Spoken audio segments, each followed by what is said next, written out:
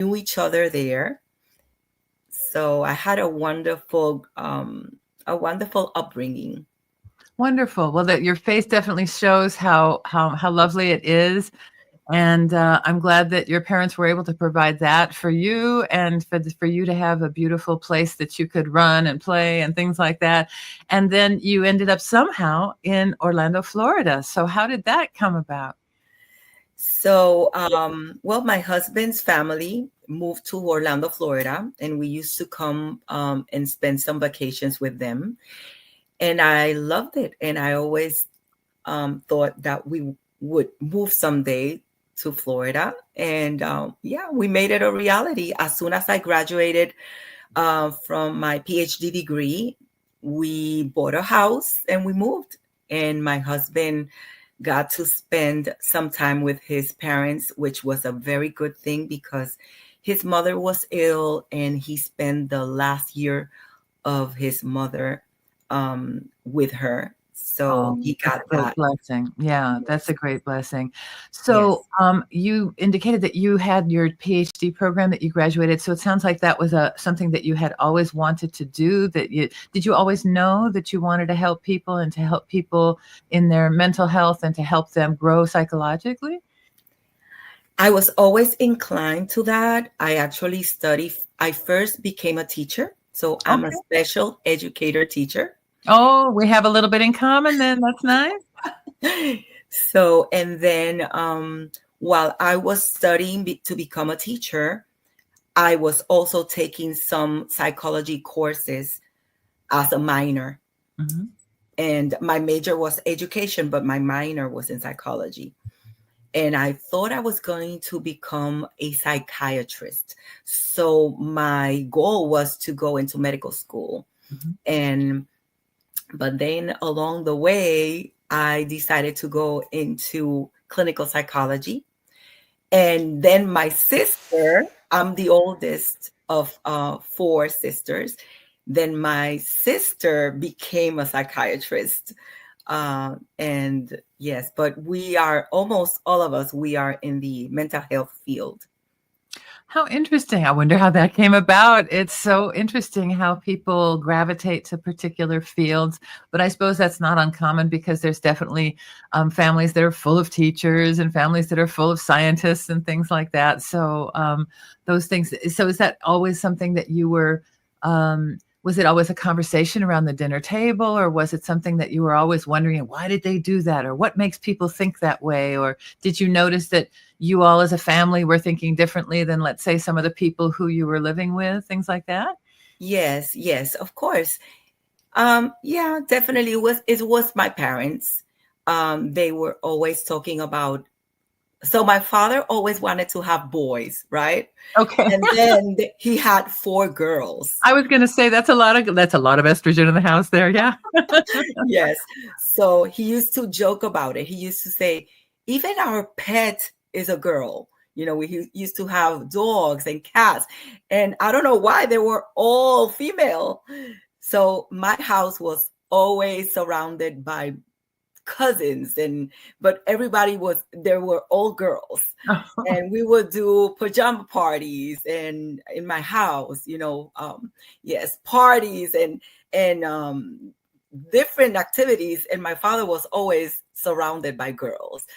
So when we were growing up, my father used to say, you are as good as a man and you are going to do amazing things. He used to tell us that growing up. He used to say, oh, you're going to become doctors and you're going to be lawyers and actually, so from the four of us, we are two doctors, one lawyer, and my youngest sister, she just finished. She's a nurse, but she is and I think it's called RNP, which is Oh, a a nurse practitioner. nurse practitioner, Yeah. So and she too she can prescribe. yes, and now she just finished taking her courses and everything that she needs to work in the mental health field. Well, your father must be very proud of all of his highly accomplished girls, and the fact that his encouragement and his words have now become truth. So that's very, and that's a wonderful thing for you, kind of as a family, to kind of operate at that level and to have that high level of accomplishment. So congratulations to you all. Tell Thank us you. about what you're currently doing. I know that you were very much in demand. I know you a tiny bit because we participate in classes together and in different online communities together. And I hear little bits and pieces about your work in as a consultant and as a kind of private industry person, but you also have run clinics and you have public campaigns for mental health. So tell us a little bit about your mission and what it is that's important to you and how you do those things. So, through my journey, I started being interested in suicide prevention. And in 2015, I already had my PhD degree and I was already working for a mental health clinic, but I started taking courses to know more about suicide prevention. And then I was collaborating with the mental health, through the Department of Health of Puerto Rico with mental health campaigns and going to different activities, talking about mental health and suicide prevention. And through the years, I have worked with different campaigns, but basically, I know that I like more to talk about suicide prevention. So I have been developing campaigns and workshops and collaborating with other organizations. And life has, I guess that my journey, my path in some way already was guiding me through it. So I feel that it was life and destiny that took me through that path, and also very profound personal experiences that also made me realize that I wanted to dedicate my life to this. Are you inclined to speak a little bit more about that? What were the profound, Yes. if it's not too much to share personally, No. I always like it to dig into people's Oh, personal of course. experiences. I can But these share, are of the things course. that make for turning points and they make for deep decisions in your life. And these are the things that make you, follow a particular path. So if you don't mind sharing, I would be interested to see what it was that made you feel so profoundly that and isn't it a beautiful thing to be helping people to see the value of hanging on, of seeing it through, of all that. I hope that it wasn't super personal experience and loss that drove you to that, but we're about to hear about some of the things that really have been meaningful to you. Yes, of course, of course. As a mental health professional and as a person that I grew up being the oldest and always in charge, right? And always feeling that I had the power of being in control of everything. It came a point in my life where I went through a very difficult situation, which was I lost my father unexpectedly, and I was very close to him. And it was a very traumatic experience. And I was actually almost finishing my PhD degree. And So this sounds I, like it would have been 8 or 10 years ago, something like that. My no, condolences. more, like Longer. Okay. longer, like 23 years ago. Thank you. So 23 years ago, I went into a very deep depression and I was suicidal. Oh, But the thing is that I was studying to become a psychologist. I was in my last year of becoming a psychologist, a clinical psychologist, a doctor. So I kept it a secret because I thought that if I talk about it, I was going to damage my career. And not only that, but I was embarrassed. mhm. I felt that I was not the person that I thought I was. It really hurt my ego. And I kept it a secret. And that was what really got me to a point of being suicidal. And I had to tell people about it, right? I told a very close friend and my sister, and they helped me. So this community of people that I was trying to um, not tell them what I was going through, they really, really opened their arms and their hearts, and they embraced me and they helped me through it. Oh, And good. then when I started working with the mental health industry, I realized that there were a lot of people that were going through it in silence. And was that people that you were working with within inside the profession as well as the people who were the patients? And it's Yes, such a taboo that even the people for whom that's their profession, and it's going to be like, I don't know, one of those what do you call it? Just kind of a hazard of the trade, you know. But it's you're supposed to be better than that, or higher than that, or know how to cure it for yourself. That idea, that individualism is very, it can be very harmful. This idea that it's better to do it by yourself, or that you shouldn't need help, something like that. You want exactly. to speak to that a little bit? What do you think holds us back, and what makes it possible for us to then reach out for help? Yes. Well, I think it's the stigma of, about mental health. There's a Mhm. lot of stigma. And although a lot has changed and there are more programs to help, and there are people that talk more about this publicly. A lot of celebrities have come out to talk about their own journey, and people in leadership positions, right?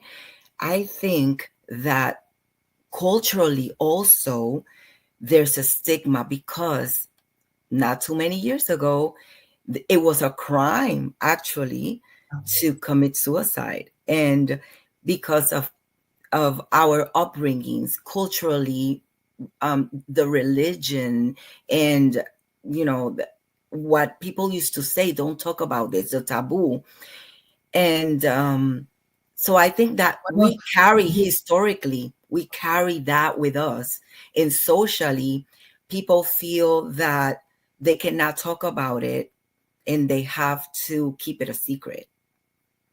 it is such a taboo, and it's like you should be able, because we shouldn't think that way, we shouldn't ever think that way. You know, it's a trick bag, because you're not allowed to, and then you can't be vulnerable about it, and you can't Yeah, show it, and then God won't like it. There's so many people who aren't going to, yeah, you can't even be buried with your family, you know, all of that's these right. things that would be, that are, and perhaps in the longer term, they do function as deterrents, we hope, in the short term. But what, it's would be so facile, you know, or oversimplifying to say, you know, what did the trick for you, or what was it that, but it sounded like companionship and being able to talk about it was a first step to being able to get past how um overbearing and overwhelming those feelings must have been. Mhm. Um and I know it's not uncommon. I know that many people go through phases in their life.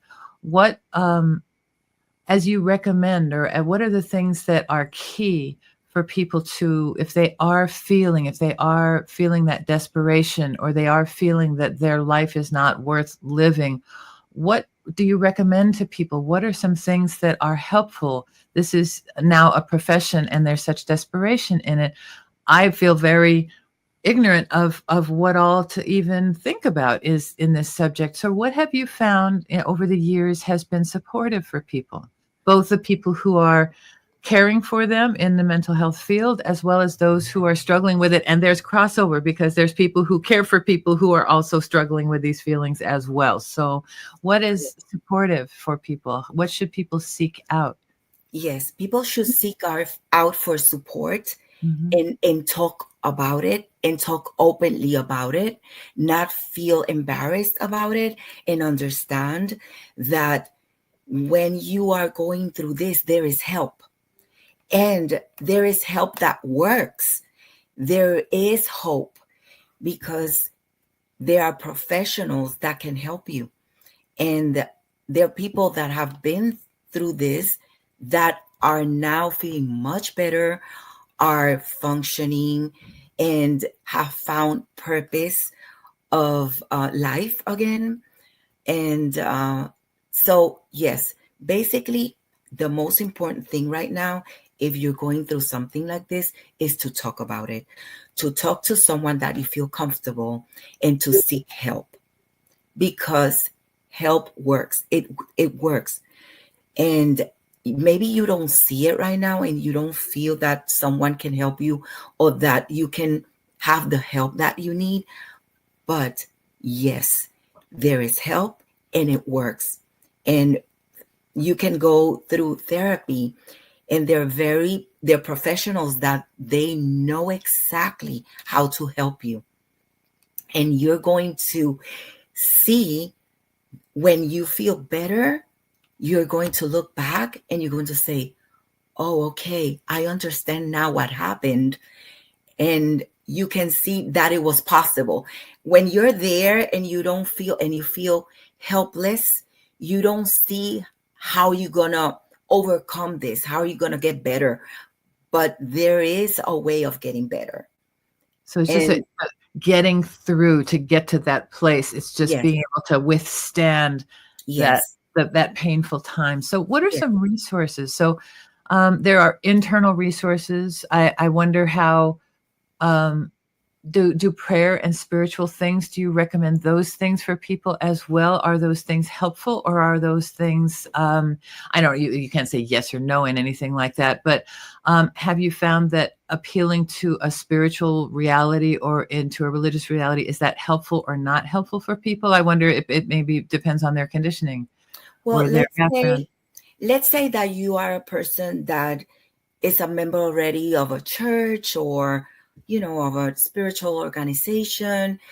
You can go to a leader in your organization, right, and let them know that you need help, because that's something that I work with. I work with chaplains and pastors and organizations that are training, that are giving their leaders their workshops and the training that they need to learn how to work with people that are going through this. But the person that is going through this, that is already suicidal, needs professional help, Yes. and needs the help from a professional that knows how to work with this type of crisis, because these are crises. And this type of crisis, they need people that they know how to work with this.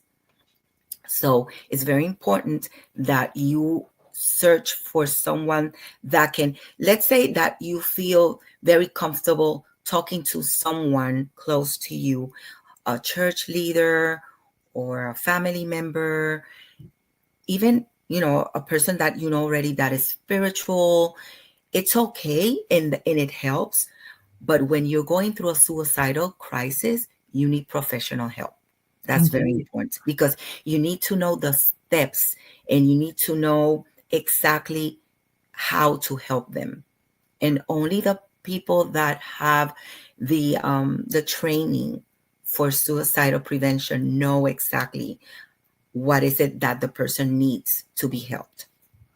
I feel like at this moment we should be running a banner across the screen. So I'm going to figure out how to run a banner across the Okay. screen. What is the first? Is there a particular hotline number that we should all know to be able to tell people about? What should we, how can we support people, and what can we um, perhaps offer them as a resource? What if they were going to look at the screen right now, and perhaps they're watching you and listening to you and saying, yeah, I got to do this. What is a number? What are some numbers or some resources Yes, that there's a free number, which is 988. That's the Lifeline. It's called Lifeline Link. So you call, it's free. It's 24/7. If you feel you want to talk to someone right now, they have professionals that can talk to you on the phone, and they will help you through it, and they'll tell you step by step what to do and where to get help. So it's 988.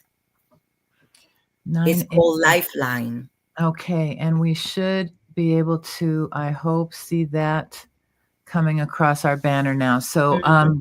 so the 988 lifeline is very important. It's kind of like 911, but you would call Exactly. 988, and it hooks you up with a hotline of people who are ready to listen and care. And you were mentioning another resource that you are working with, which has a Facebook page. And is it a Florida specific resource? So the Elige Vivir Saludable. Let's talk So a little bit about that. yes, so elige vivir saludable, which means choose to live healthy, to strengthen mental health. It's an educational campaign that we are running, and we are some organizations that are also in the field of mental health. They are supporting this campaign. So the campaign is providing through a Facebook page, is providing information, educational information for people to learn about tools of how to help when you see a loved one or yourself that you want help in mental health. And so the Facebook page basically is giving information about different things, how to recognize depression, because there's a difference between feeling sad, going through a personal experience that makes you feel sad, right? And there's a difference between that and depression. Depression is a clinical condition. And so people use the word depression like a common word, right? Oh, They'll I say, say it all oh, the time. I'm so I'm depressed. so Oh, I'm depressed. so depressed. Yeah, Yes, exactly. yes. But that's So that's using it like this much of the word when people are suffering this much and this much and this much of feelings of bottomed out exactly, exactly. depression, which is So not the what same we're thing. doing through that Facebook page is explaining what is anxiety, what are panic attacks. Do you know that um, there's a research and the data in the control center, it's called Center for Control Diseases. They Mhm. have a data that says that within the first 5 reasons people go to emergency rooms, one Oh my of them is God. people thinking that they're having a heart attack, and it's actually people having a panic attack. Interesting. So that So, says a lot about our society, right? and it also says a lot about the power of the mind to Yeah. make your body just go into such physical symptoms that are reflecting your mental condition. Go on, please. So, also, what is the difference between stress and anxiety, Mm. right? So, people use those words as if they mean the same thing, but they're actually different things. Being stress is a natural reaction of your body when you're under pressure, but actually, stress is supposed to end when whatever it is the stressor ends, right? Let's say I have a test tomorrow and I'm stressed about it. It is a good thing sometimes because feeling stressed will make me study, will Mhm. make me do whatever it takes for me to prepare It's for a that fire lit under end. you, right? Yeah, yeah. Exactly. But tomorrow, after the test, my stress is supposed to go down, my stress levels, right? But what if my stress levels are always high, Yeah. all the time, and they never go down? Then I can be a person that starts having health problems, Mhm. including developing anxiety, right? Including developing physical health problems.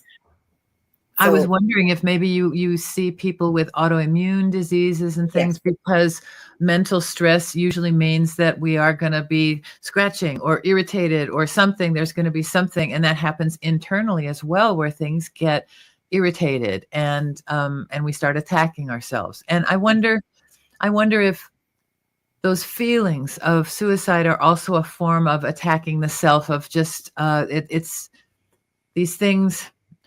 This is such a weak analogy, but I want to acknowledge it just because everybody tries to go on diets and do things, but I find it remarkable how just a shift in diet, like a shift in sugars, will make me feel so different physically from day to day. And I thought, oh my God, I get like ideation, but I get food ideation. And I think, well, oh my gosh, it's this much of a little, change in the fuel makes me think about it all the time, And biological things can make you think about things all the time, and maybe a little tweak biologically, a little tweak in your makeup, a little tweak perhaps in your emotional makeup or in your meds could make the difference between thinking about it all the time and being free of thinking about it all the time. And so, are there protocols and things that you also prescribe for people, or that would be supportive for people who are going through this? Or are you talking about talk therapy, or is it a combination of things? What are the therapies that are supportive for people? I'm sure it's not a one size fits all, of course, but in thinking about larger numbers, what have been the most effective approaches in your opinion? So I had the privilege to work with organizations that believe in holistic, of a holistic approach, right? So we believe that, and that is why the campaign's name is Choose to Live Healthy, actually, because everything will help. Okay. So it's not this is good, exercising. this is bad, this is good, this is bad. Everything can be helpful. Yes. So research has shown that living a healthy lifestyle helps with your mental health, like having a routine to exercise. Your diet is very important.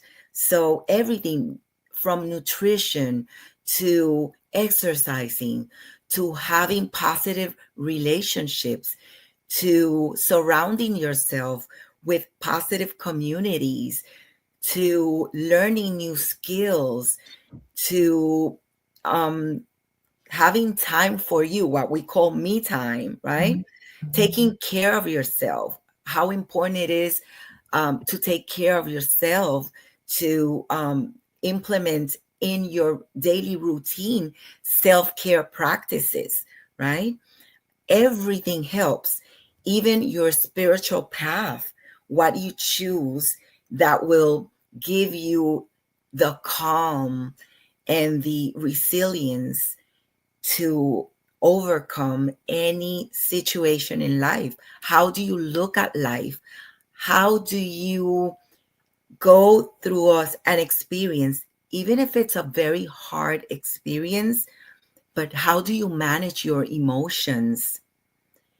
All of that, psychotherapy, pharmacotherapy, which is medications, right? So we have to look at mental health as a whole thing, because human beings are not one thing. That is why we have to look at everything.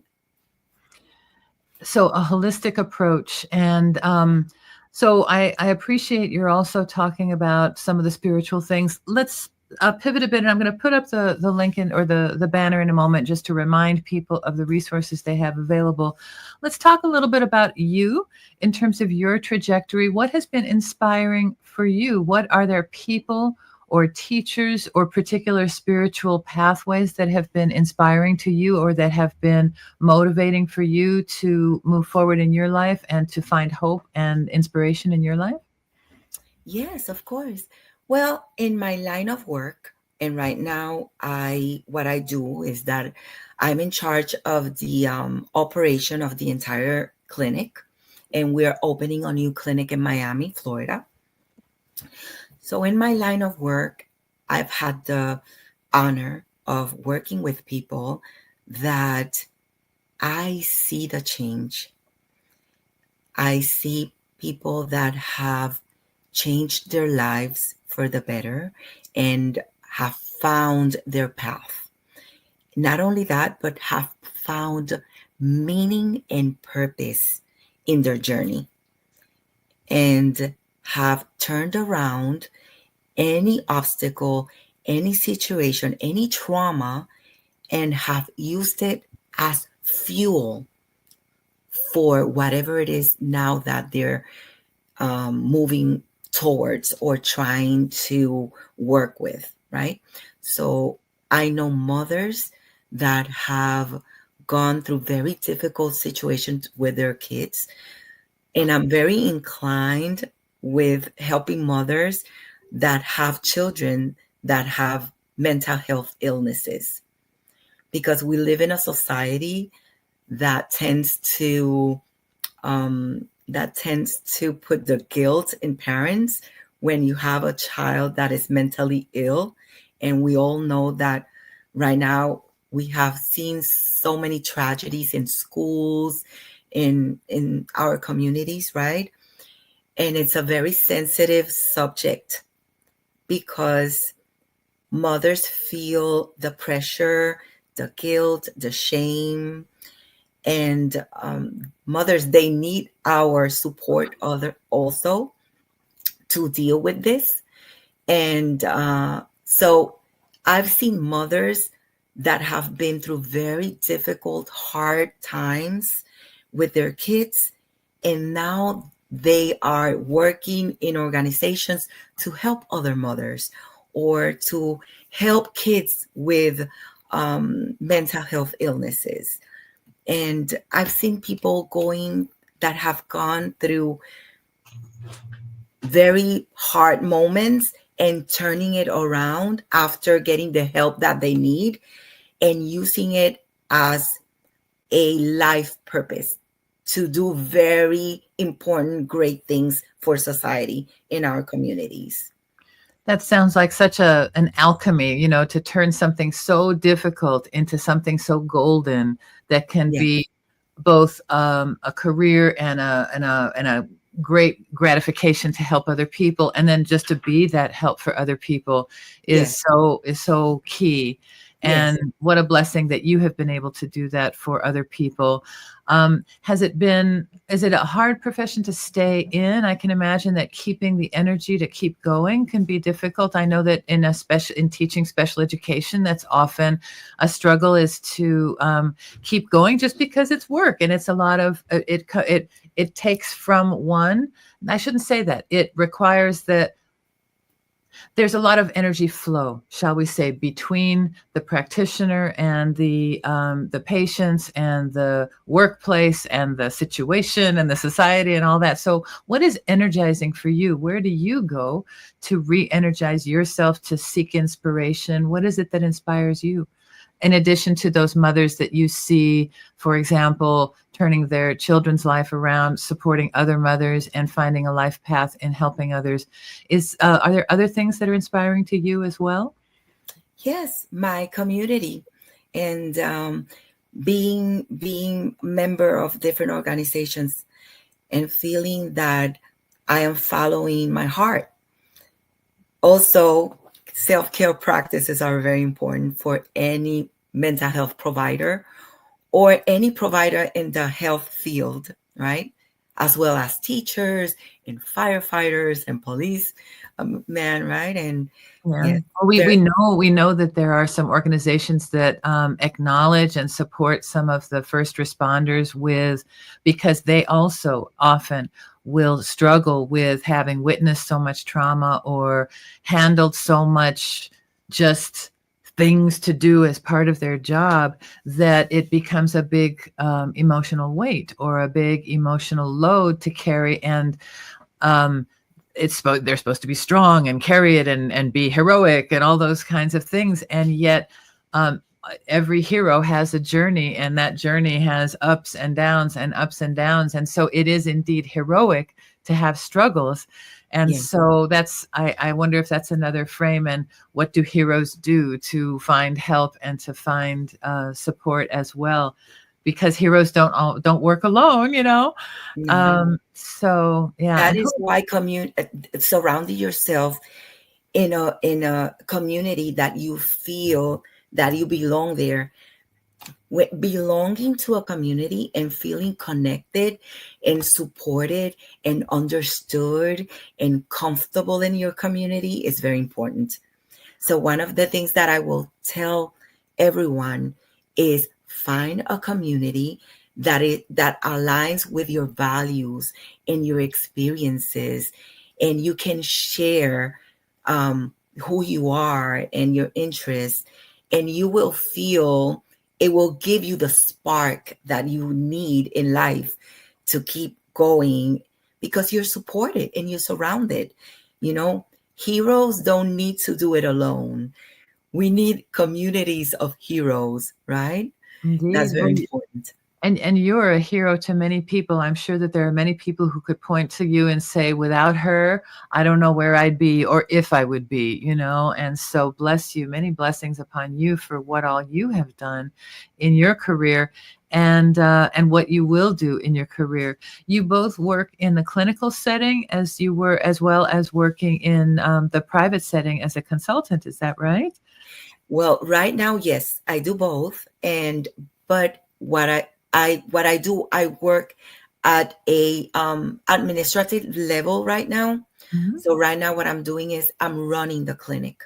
Okay. So I'm in charge of all the departments and making sure that we comply with all the regulations and laws and federal laws and state laws and credentialing. And so There's a right great now deal I'm of there. bureaucratic infrastructure, shall we say, in these kinds of things. And I can understand how it's being a leader can be challenging in that way, because all of a sudden, rather than dealing with the patients or with the issues of the patients, all of a sudden you're dealing with justifying the funding or whatever the demands are. What is it that really feeds you in terms of making you feel like your passions are well placed, that you're getting that feed of gratification? I'm sure it's great to get the funding and to make sure that the work can continue. And in your work more personally with people, what is what are some of the gratifying things that you experience? Well, when someone can share their story and they feel prepared and ready to share their story, I feel gratification there. I also feel gratification when I'm surrounded in a community of people that have a passion to help others. Mhm. It is very inspiring, and you're doing that right now in a Spanish language community and supporting people to find their voice. So where we met each other was in a challenge called Yes. Find Your Voice. Um, we'll give a shout out to Stacy Lauren, as we must, Yes. because she's such a Stacy, brilliant yes. organizer, Stacy Lauren, in the Do Yes. the Same communities. And so she has been someone who's been very inspiring and has shown how online communities are super powerful. And so I wondered how much mental health struggle came from COVID and from people feeling isolated. But another thing that came out of those whole times of lockdown were the idea that we could actually connect with other people. Like you and I have never met in person, but I feel great love for you because of our interactions that we have online, and to think about the work that you do and to think how you're spreading love among people to find their voice. So how has it been for you to work with people and be back kind of in talking with people and in basically supporting a circle of women to be able to find their voice and talk about what's important to them? Does it make it feel like you're back in the saddle again? Yeah. Yes, I love it. It makes me feel alive, Mhm. because when you're doing administrative work with documents and, like you say, just justifying funding, and sometimes it gets boring. Mhm. And yes, but when you're in a community of people that are trying to find their purpose, their voice, their uniqueness, it makes you feel alive again. And I work with organizations also that are helping women that have been through domestic violence, and that they are trying to reconstruct their lives and finding their own voice, finding their path. Um, it's a very challenging work, but it's very, I don't know, I feel wonderful with that. I've been working with communities and organizations helping women find their voice. And for me, it has been a very good experience. And I feel so happy and so grateful for Stacy Lauren, because I found a way of doing what I love online Yes. and through communities like this. And, we are all heroes because, for example, Allison, what you do, you have a platform for people to express themselves. And what you do it so naturally. I don't think I would feel comfortable doing this with any person, and you make me feel so comfortable here sharing my experience and talking about what I do.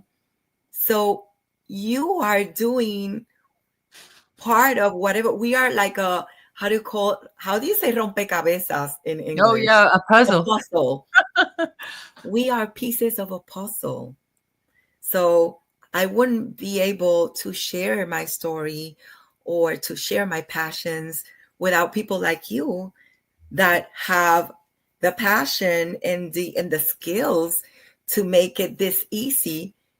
That we're flowing here, right? We're flowing. I'm going with the flow, and you make Well, it so easy I'm for going to me. make a prediction, Doctora Michelle. I think that you are going to be doing this in about 5 minutes because it's just an easy extension of what you're already doing in talking with people, in supporting them to feel their feelings, express themselves, to feel open and accepted in sharing their feelings, that their feelings are legit and worth listening to, worth sharing.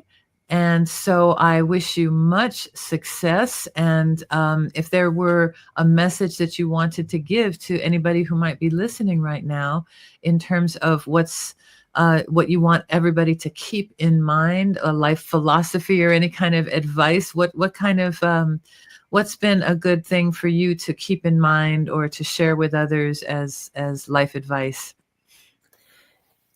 I think that life has seasons.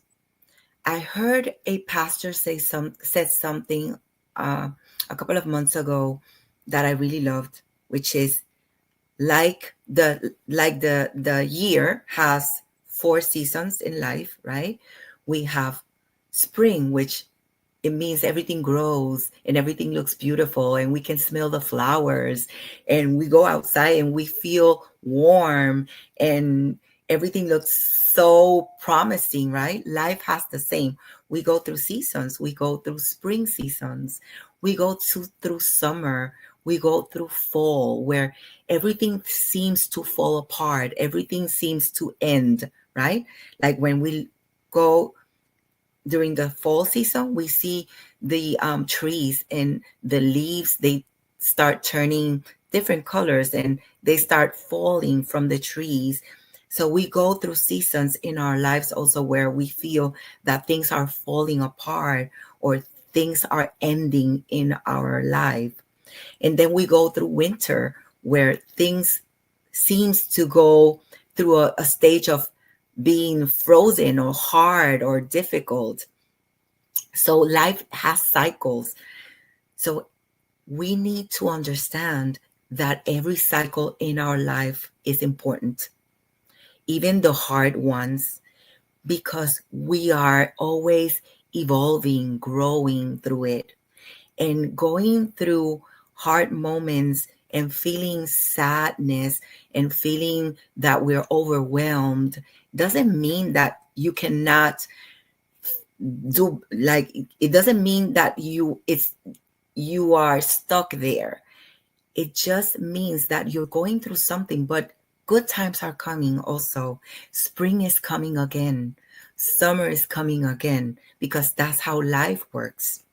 So we need to understand that feeling sad or desperate or hopeless at times, it's okay. We can embrace that and understand that things are going to be better again. We're going to be happy again. We can feel hopeful that things are going to get better again. And if you feel that you need support, go to that person that you can talk to, because we are not developed, we are not made to be alone. We are made to be in communities. Yes. So you don't have to feel that you have to go through things alone. Make sure that you are in a community that supports you. Whatever you're going through, be in the community and open yourself and let yourself be carried through your hard times, because then through your good times you're going to be able to carry somebody else that needs you. Wonderful. So the idea that not only can you hang on and save yourself and to see yourself through this new phase of renewal that is going to come, Yes. you might be able to do that for others and to be a light for others, and Yes. to that idea of touching other people and supporting other people can also be an inspiration. It's hard to find that mindset when everything looks so bleak. And so, Yes. are there things that are helpful to have people notice, or internal language to monitor, or anything like that that you recommend to people? Of course, internal language is key, because think about, how do you talk to someone that you love? You're kind, right? And you express love towards the people you love. So you have to be kind with yourself also. And we tend to be the most cruel to ourselves in our internal language, in our internal talk. So being kind and being aware and mindful of how you talk to yourself, your internal dialogues, is very important. And being aware also that when you feel sad or any type of emotion that you feel uncomfortable with, right? It's a natural emotion. It's built within ourselves to feel emotions because we are alive. And of course, at times we're going to be frustrated. And of course, that we're going to be angry at something or feel sad for something. But it's how we are built. It's emotions are natural and they're part of life, right? So, but also being joyful, being happy, being calm, it's also emotions that are going to be there for us in life. We just have to understand that feeling something doesn't mean that you're going to be there all the time, or it doesn't mean that, or that you're not going to be feeling happy again, right?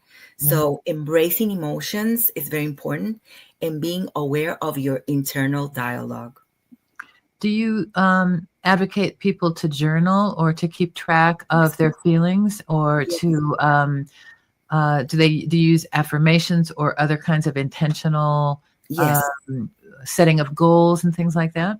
Yes, I have my own set of mantras.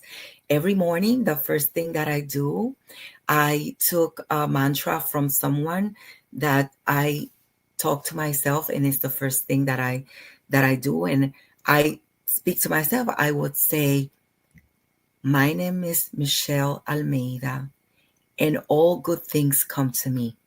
Wonderful. So that's one thing that I do.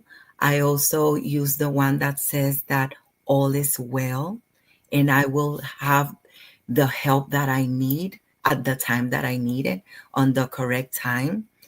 Yes, every morning, taking time to meditate, to pray, to that me time is very important. It's like you use it as the primer to set your day. So, yes, it is important to use mantras. It's important to journaling is very important. Actually, I journal before going to bed. So what I do is that I make, how would I say, I put everything in writing, so that way I don't have to go to bed and then start thinking, uh, um, my mind starts thinking about all the things that I want to do or all the things. No, I keep everything in a journal. And that way also I help my mind to put everything, all my thoughts into something, and that way I have my mind ready to rest for sleep. Thank you. Sleeping is also very important. It is. I mean, I you kind of in phases, and thank goodness, thank God that I have never felt suicidal. I cannot lay claim to that, but I can say that I am very familiar with that in my family. And it was a route that my mother chose to end her life at 77. She had always promised that that would be something that she would do. And so it wasn't, well, anyway, it's a complex topic as always. But it's difficult for those who survive Yes, because you always wish that you could have done something different. And I wonder to what degree people who are very desperately sad, um, there's so it can be very consuming, and I wonder, it's very difficult for those who stay behind, but that's not the first thing in mind for the someone who's suffering, because it's hard for them to see that's right. beyond the huge weight that's on them. Is future, I know this word future casting, but is it helpful for people in your experience for them to think about what they would want to do, goals that they would want to achieve, things that they Yes. want to achieve in the future, to anchor something to look forward to? Is that supportive? Yes, of course it is. Having goals in life is very important because it gives you hope. It makes you look towards the future. Mhm. Yes. And finding something that you're passionate about also is very important. Feeling that you are here for a purpose and that you are actually doing what makes you unique in this world, because the world needs everyone, and not everyone has to be doing something like running a mental health clinic or working in a mental health campaign, or every every person is doing something. We are all pieces of a puzzle. Everyone is important, and everyone is doing something that is helping the world to become a better place. But it's important to all of us to acknowledge that it doesn't matter what you do. What is it that you're doing? You can be even working in the uh, in a school, helping kids crossing the streets. Like there are people that around schools, they help them when they get out of school, they cross the streets with them. Or you can be the person that is making sure that the school is being cleaned and that students go to school in a clean school. You can be the person that is cooking the meal for those students that are going to the cafeteria to have breakfast or lunch. So in everything, everyone is doing. If you find fulfillment, if you find that you are living what you're called to do, right? So that of finding your call, your calling, is important, because it doesn't matter what you're doing, but if you are doing it with love and you feel fulfilled, you are making the world a better place. Well, you are certainly making the world a better place. I certainly appreciate you. Tell us a little bit about the goals that you have for your future. What are some things that you envision for yourself? Yes, well, I envision working with mental health for a long time. I have a project by the end of this year. We have the goal of opening a new mental health clinic in Miami, Florida. Mhm. Besides that, I am also working as a Spanish with a Spanish cohort with Stacy Lorraine with Find Your Voice. And I'm a mother. I'm a wife. I'm also a caregiver. I take care of my 80-year-old mother, Mhm. so I know what it is also to be a caregiver, right? And how hard it is also to be the caregiver of a loved one. Um, so I see myself just for many, many years doing what I do. Well, it's a wonderful thing that you love what you do and you flow your love to your patients, to your clinics, to your family through the beautiful things you do. On our banner is the beautiful Doctora Michelle Almeida, your name, as well as your Facebook page. We encourage everyone to check it out. Elige Vivir Saludable. For English speakers who would also be seeking support, does your clinic provide services in English as well? Yes, yes, it does. Okay. And this is the Clínica Felicita Ramos. Should we put that Yes. up on the banner? So let's go ahead and tout. So you have a clinic in Orlando now, or is this the new one? Actually, the clinic is in Puerto Rico. In Puerto Rico. Okay. Yes. How Yes. wonderful. So we are working with telehealth, which is virtually. And then you're opening, and do we have a name yet for the Miami clinic? Yes, it's Almeida Behavioral Health. Almeida. Almeida like al, and then mía like no es tuyo, es mío? Yes. Okay. Is it That's the way of reminding it. Clínica Almeida in Miami, right? In Miami. Okay, right, Almeida. Okay, it sounds it's kind of like it could be in Morocco, Almeida in Miami. Okay. Yes. All right, let's go ahead and see how that banner goes. Let's go. There we go.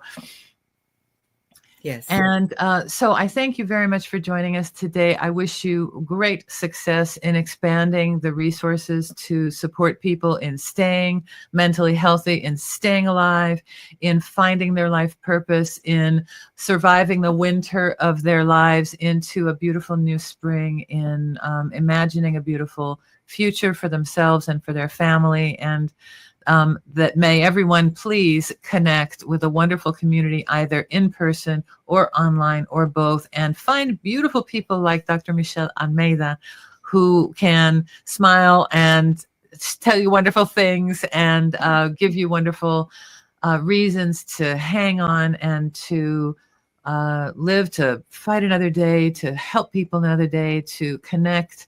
Let me ask you this, just a real quick thing. It just occurred to me, is pet therapy, do you encourage people to have a little animalito, to have a little pet or something like that? Of course. Yes. Emotional pet support. Emotional pet for emotional support. Yes. I have a couple of friends and they don't go anywhere without their little doggies, but their little doggies are adorable and are indeed total support animals. They have a personality. They give you someone to relate to. They give you someone to feed. It's another way to kind of have a reason to keep going as well, if only to just be able to feel the love and give the love to your little animal, even as you're trying to feel the love and find the love for the human animal. And if you're not a dog lover, you might like a cat. Or a bunny. Or a birdie. Yeah. Yes. Yeah. We bumped in. We were taking a trip and we were down some street and we walked into a place and it was a reptile place. I'm like, oh my gosh, I've never seen so many snakes, but it was pretty cool. So it all depends. There's another guy who likes octopus, and so fish are great for people who are lovers of water and things like that, because it's a form of fascination and beauty and all of that. So how do we find inspiration in life? Is there a particular religious or spiritual practice that's supportive for you? I am very open. I don't follow a specific religion. Mm-hmm. I am very open. I consider myself open to spirituality. Although I surround myself with spiritual leaders in churches, because right now I work, how do you call capacitando, which is like workshops? Or it's increasing capacity or supporting people to build networks. Yeah, exactly. So we are building a network of spiritual leaders in churches that have people prepare to work with suicide prevention. That's wonderful. That's wonderful, because that is the place where you want the support to be. And oftentimes people are very moralistic about it. And they're going to be criticizing you for coming clean about something that you're really feeling. And so how can you really embrace with the spirit of the religion to really embrace the person and keep Mhm. them in the love of everyone who's there, not in the judgment of everybody who's there. So that's a Definitely. wonderful thing to increase people's capacity and um, to grow the compassion to also include everybody and to include the compassion to really bring people back into the fold and into their own hearts, you know. Yes. So I'm my And my little actually, week that's how kind of I started, with a pastor that lost his daughter a oh couple of years ago. oh Yes, because of suicide. And he was the one that actually told me that he wanted me to start going to churches and talking about this. So whatever church invites me, mhm. I go to. Mhm. Wonderful. Wonderful. Well, you're a busy lady, and I hope you stay busy doing such important and wonderful work and give enough time for your self care and for your family. And I appreciate your being here today, Dr. Michelle Almeida. Thank you. May you achieve worldwide success and support many, many, many people to understand what it is to be in community, to support people, to make it through their difficult times, and to lift everyone to look to the future. And so I Thank you. appreciate your being here today, and I thank you for spending the time with us. Thank you very much, Alison. It All right. has been a pleasure and an honor to be here with you. And you're welcome back anytime. Anytime you have a message you want to spread, I will help you do it. Thank All you. right.